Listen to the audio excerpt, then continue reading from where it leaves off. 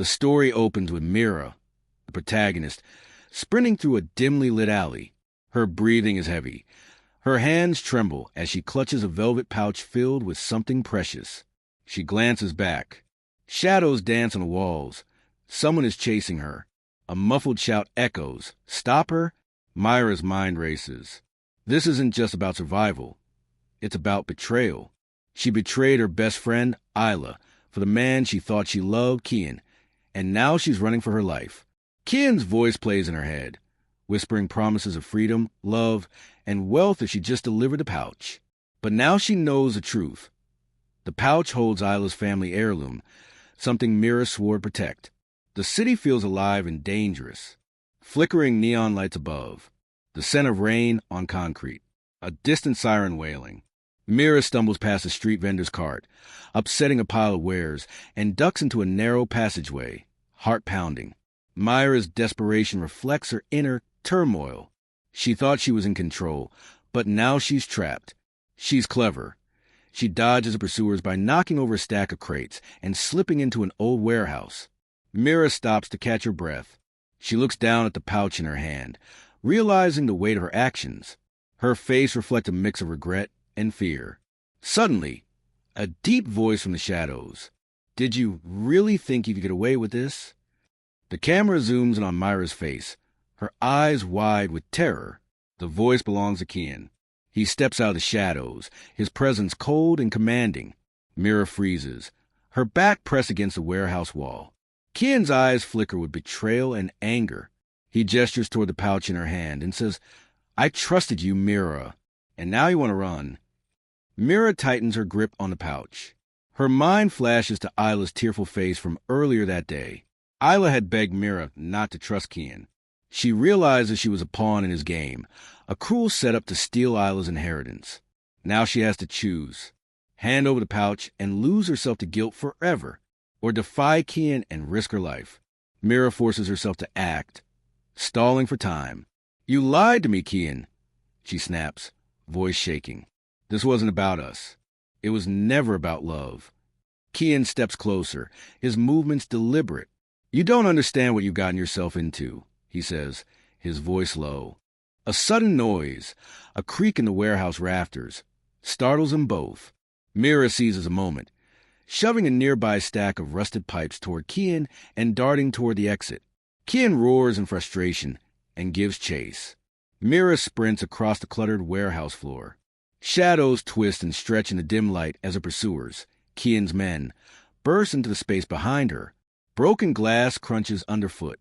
Mira ducks and weaves, narrowly avoiding a swinging hook and the grasping hands of one of Kian's lackeys. A metal staircase looms ahead.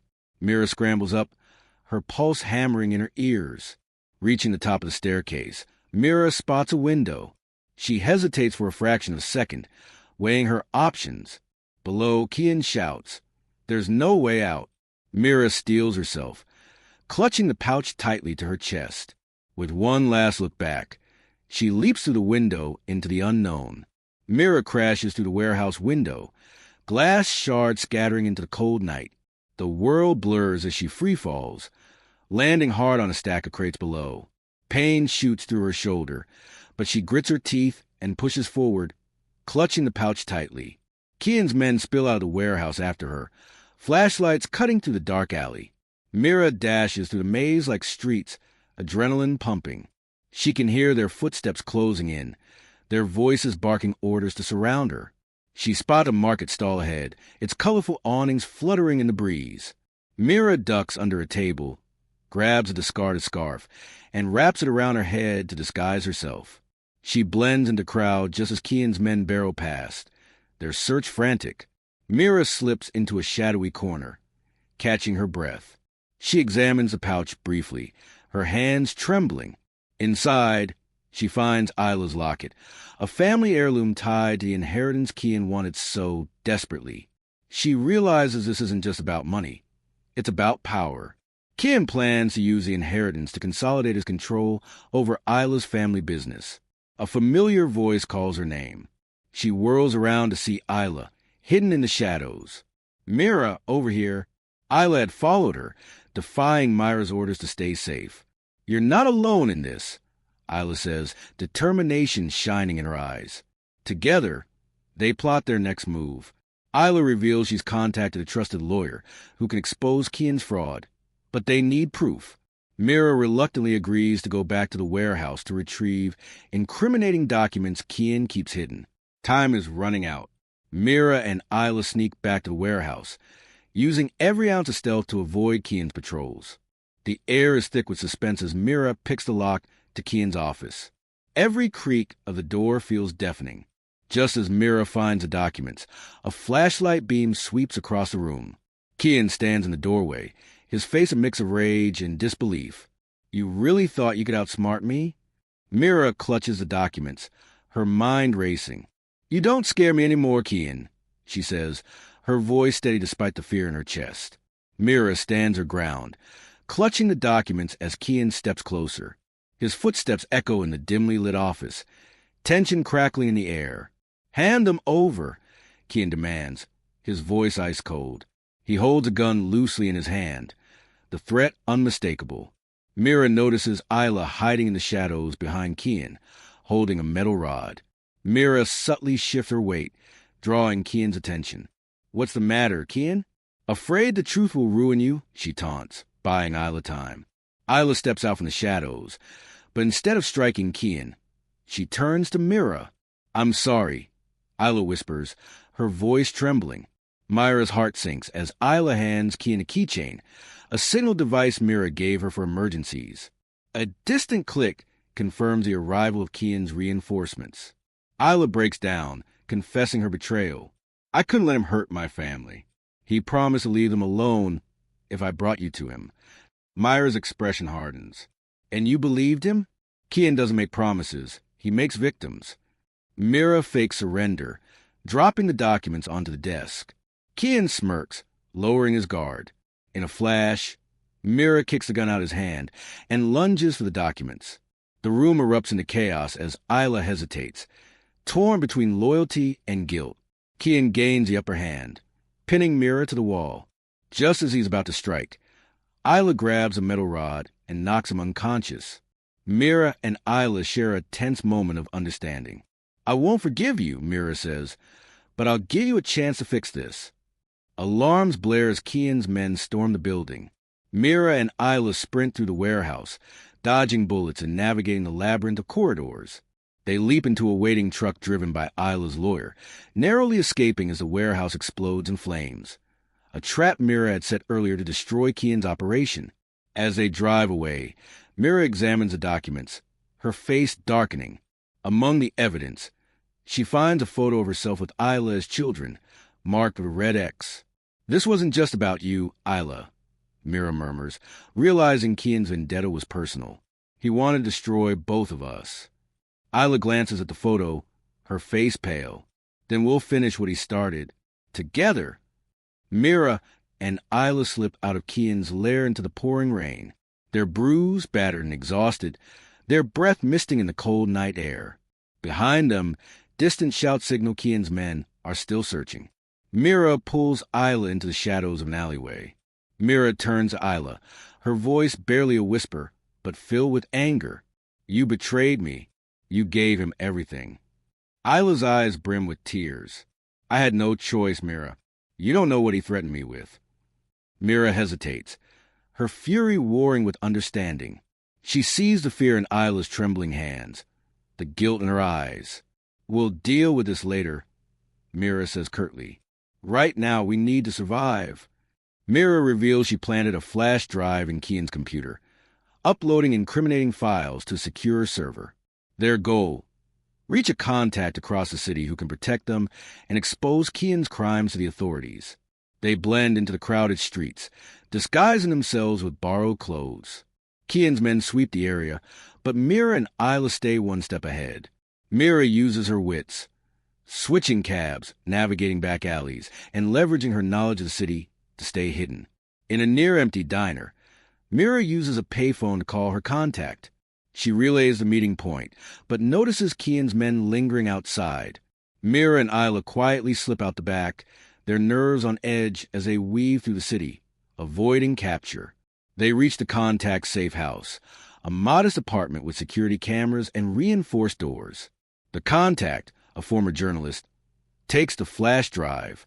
This will bring him down, the journalist assures Mira. You've done enough. As they settle into the safe house, Mira and Isla sit in silence. Isla finally breaks down. I'm sorry, Mira. I thought I was protecting you, but I destroyed everything. Mira's reply is soft but firm. You can't undo what you've done, Isla, but maybe you can make up for it. Just as they begin to relax, the phone rings. The journalist answers, his face pale as he turns to Mira. Kian's not done. He's coming. Mira straightens, her exhaustion replaced by steely determination. Then we'll be ready. The journalist, working late into the night, uploads the incriminating files. The screen lights up with notifications as the data spreads across news networks and social media. The flash drive contains everything. Kian's illegal dealings, bribes, and even a video confession he never meant to record. Early the next morning, Mira, Isla, and the journalist watch the breaking news. Footage of law enforcement raiding Kian's lair plays on the television. Mira allows herself a small smile, but her expression remains guarded. This isn't over until he's behind bars. Isla, overcome with guilt, makes coffee for Mira and nervously approaches. You saved my life, even after what I did. I don't deserve your forgiveness. Mira takes the coffee, but doesn't respond immediately. She finally looks up and says, You can't change the past, Isla, but you can choose what kind of person you want to be now. The phone rings. It's an unknown number. Mira hesitates before answering. Kian's voice is cold and venomous. You think this ends with me in handcuffs? You've made powerful enemies, Mira. Before Mira can reply, the line goes dead. Mira turns to Isla and the journalist. We have to be ready for retaliation. He's not going to let this go. Isla nods, her fear replaced by determination. Then we'll fight back together. The journalist offers to keep them safe while he prepares to testify against Kian in court. Mira and Isla agree, but Mira adds, No hiding.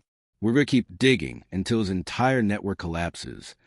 The three of them share a look of solidarity, their bond forged in the fire of survival. As the journalist begins preparations for the next phase, Mira and Isla step outside onto the safe house balcony. Isla looks out at the city, her voice heavy with regret. We've lost so much. Mira places a hand on Isla's shoulder. But we're still here, and as long as we are, we can make things right. The camera pans to a shadowy figure watching the safe house from a distance, speaking into a phone. We've located them, awaiting orders. Inside, Mira turns to Isla with a quiet but fierce resolve. This isn't over, but we'll be ready. The camera zooms in on a luxurious penthouse at night. Isla paces nervously, clutching her phone. Outside, the neon lights of the city flicker, casting an eerie glow through the glass windows.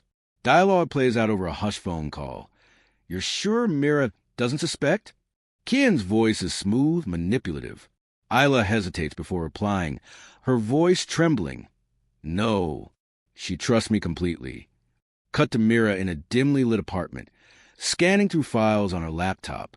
A faint sound alerts her, and she freezes. Her instincts scream danger. Scene shifts abruptly. Mira is running through narrow alleyways, clutching a flash drive. Shadows stretch long under dim streetlights, and the sound of footsteps echoes behind her. Camera angle switches to a pursuer's perspective. Mira slips into a bustling marketplace, blending into the chaos. She glances back, her face tight with fear but resolute. A hand grabs her shoulder. Mira spins around, ready to strike, but it's Isla. You're in danger, Isla says. Mira narrows her eyes. And whose fault is that? Cut to Kian's headquarters. A dimly lit office. The glow of a large monitor illuminates Kian's cold smile as he watches a live feed of Mira escaping. He turns to his henchman. She has the evidence. Bring her to me alive. Meanwhile, Mira confronts Isla. Why should I trust you now? Mira demands. Isla, tear-streaked, responds, Because I'll do whatever it takes to fix this. Camera pans to a dim basement. Mira and Isla meet a journalist who has been investigating Kian for years. He's scruffy, paranoid but sharp. If we leak this, his entire empire crumbles. The journalist says, holding up the flash drive. Mira cuts in, but it won't be enough. Kian will come after us. Isla interjects, then we need a distraction, something big to buy us time. Scene shifts to an abandoned warehouse. Mira, Isla, and the journalist prepare for the upload. Tension crackles in the air as they work against the clock. Kian's men arrive. A flurry of action ensues. Gunfire, shattered glass, and desperate chases through the maze-like building. Isla sacrifices herself to buy time. I owe you this, she whispers to Mira before luring Kian's men away. The evidence goes live. News outlets flood with Kian's crimes. His luxurious office. Kian's smile fades as his phone lights up with panicked messages. Mira and the journalist watch from a safe house. The screen reflects in Myra's eyes as she whispers, it's over. Cut to Kian's escape. A shadowy figure steps into his office, speaking in a low, gravelly voice. We'll rebuild, and we'll find her. The camera lingers on Mira, standing by a window, her face unreadable. A distant police siren echoes. For now, she mutters, her hand tightening around her phone.